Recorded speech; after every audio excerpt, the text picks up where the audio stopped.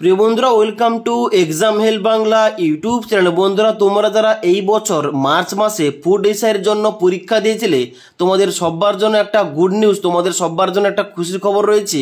কি সেই খুশির খবর?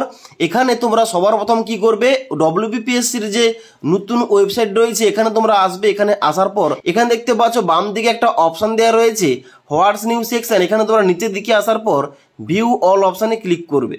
এখানে ক্লিক করার সঙ্গে সঙ্গে নেক্সট পেজ ওপেন হবে, যেখানে কিন্তু প্রতিটা নোটিফিকেশান স্টেপ বাই স্টেপ দেওয়া রয়েছে প্রতিটা সিরিয়াল নম্বর অনুযায়ী। এবার মোস্ট ইম্পর্টেন্ট পয়েন্ট, এখানে দ্বিতীয় নম্বর দেখতে পাচ্ছ সিরিয়াল নম্বর দেওয়া রয়েছে important announcement in connection with examination for recruitment to the post of sub inspector in the subordinate food and supply service grade 3 under food and supply department government of West Bengal 2022 advertisement number 4/2023।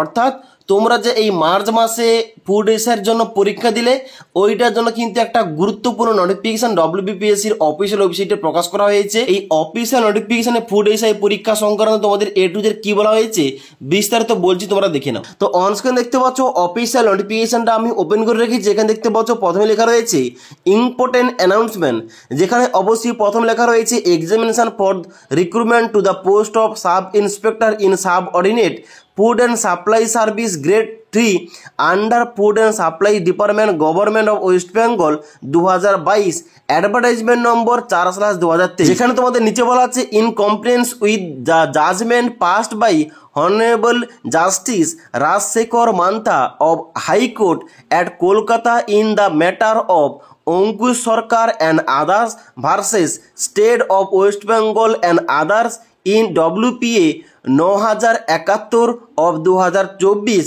the original copy of the judgment in publish here। অর্থাৎ তোমরা অবশ্যই জানো food এসআইয়ের জন্য যে 16ই March এবং 17ই March পরীক্ষা নেওয়া হয়েছিল, পরীক্ষার প্রশ্নপত্র কিন্তু আগে থেকে ফাঁস করা হয়েছে, প্রশ্নপত্র লিক হয়েছে, অ্যান্সার পত্র লিক হয়েছে। তার জন্য কিন্তু এখানে আমরা অনেকে কিন্তু বিরোধ করেছিলাম এবং সেই প্রসঙ্গে কিন্তু কলকাতা হাইকোর্টের তরফ থেকে এখানে কিন্তু একটা কপি, জাজমেন্ট কপি কিন্তু এখানে রিলিজ করা হয়েছে, যেটা অফিসিয়ালি ডব্লিউবিপিএসসির অফিসিয়াল ওয়েবসাইটে কিন্তু প্রকাশ করা হয়েছে। ওকে, এবং এই যে কপিটা দেওয়া হয়েছে এই কপিতে এ টু জেড কি বলা হচ্ছে দেখে নাও।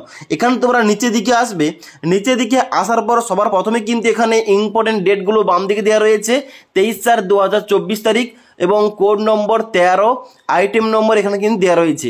তারপরে দেখতে পাচ্ছ নেক্সট তোমাদের এখানে ডান দিকে তোমাদের লেখা রয়েছে WPA 9071 of 2024, যেখানে এ টু জেড নামগুলো লেখা রয়েছে। অর্থাৎ এখানে পিটিশনার কে ছিল, স্টেটের তরফ থেকে এখানে কে ছিল এবং পিএসসি তরফ থেকে কে ছিল, এখানে কিন্তু নামগুলো উল্লেখ করা রয়েছে। এখানে 1 নম্বর পয়েন্টে বলা আছে the petitioner are agreed by the examination conduct by the public service commission for the post of sub inspector in the subordinate food and supply service grade 3 under the food and supply department government of West Bengal. The advertisement is dated 22/8/2023 তারিখে। অর্থাৎ তোমরা জানো food এসআইয়ের জন্য official notification release করা হয়েছিল 22/8/2023 তারিখে and examination was held on 16 এবং 17 মার্চ 2024 তারিখ। অর্থাৎ এখানে পরীক্ষা নেওয়া হয়েছিল 16 মার্চ এবং 17 মার্চ 2024 তারিখে। এবং সেই প্রসঙ্গে বলা হচ্ছে হোয়েন এক্সামিনেশন গট এভার, অর্থাৎ যখন পরীক্ষাটা শেষ হলো, the petitioner found that examination paper had been leak and was available in various WhatsApp group. অর্থাৎ পরীক্ষা শেষ হওয়ার পর কিন্তু পিটিশনাররা দেখতে পান যে প্রশ্নপত্র এবং উত্তরপত্র লিক হয়েছে এবং সেই সংক্রান্ত এ টু জেড ডাটাগুলো কিন্তু হোয়াটসঅ্যাপ গ্রুপে কিন্তু ছড়াছড়ি করছে।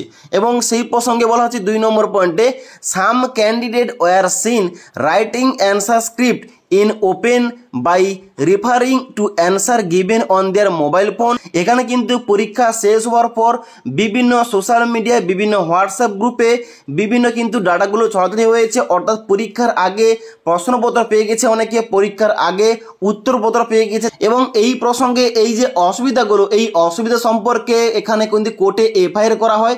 এফআইআর করার পর কিন্তু এখানে এ টু জেড সমস্ত কিছু স্টেপগুলো লেখা রয়েছে, কি কি এখানে হয়েছে এবং কি কি সমস্যা হচ্ছে। এবং সেই প্রসঙ্গে এখানে তোমরা নিচের দিকে এখানে দেখতে পাচ্ছ 7 নম্বর পয়েন্টে ইম্পর্টেন্ট পয়েন্ট বলা হচ্ছে let each of the FIR register in respect of the aforesaid recruitment process stand transparent for investigation by each and every police station in the state of CID West Bengal. অর্থাৎ সিআইডির তরফে এবার কিন্তু এখানে investigation করা হবে প্রতিটা থানার তরফ থেকে।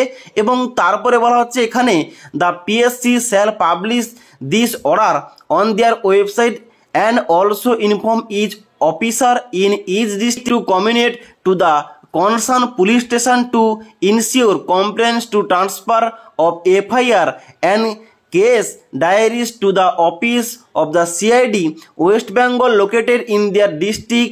The CID West Bengal may in its discretion from any team of their officer to investigate it and submitted a report before this court on adjourned date। এখানে কিন্তু যে ডেটটা দেওয়া হয়েছে এই ডেটের আগে কিন্তু এখানে রিপোর্টটা পেশ করতে বলা হয়েছে এবং পিএসসিকে বলা হচ্ছে এই যে জাজমেন্ট কপিটা এখানে কিন্তু অবশ্যই কপিটা অফিসিয়াল ওয়েবসাইটে পাবলিশ করতে হবে এবং সেই জন্য কিন্তু পিএসসিটা পাবলিশ করেছে। ওকে, যেটা তোমরা অনস্ক্রিন দেখতে পাচ্ছ।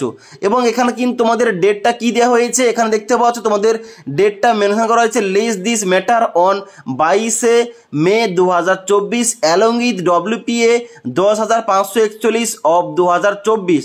অর্থাৎ 22 মে 2024 তারিখের আগে এখানে কিন্তু রিপোর্ট জমা করতে হবে এবং সেই সাপেক্ষে আমরা বুঝতে পারবো এখানে আমাদের পক্ষে বিচারটা হয়েছে নাকি কাদের পক্ষে বিচারটা হয়েছে অবশ্যই আমরা জানতে পারবো। অর্থাৎ এখানে রিপোর্টটা কি আসে, যদি রি এক্সাম নেওয়া হয় তাহলে কিন্তু অবশ্যই আমরা জানতে পারবো এখানে কিন্তু কোর্টের শুনানি হওয়ার পর। ওকে, এখন কিন্তু এগুলো কিন্তু ইনভেস্টিগেটেড হবে সিআইডির তরফ থেকে এবং তারপর কিন্তু এখানে শুনানি হবে।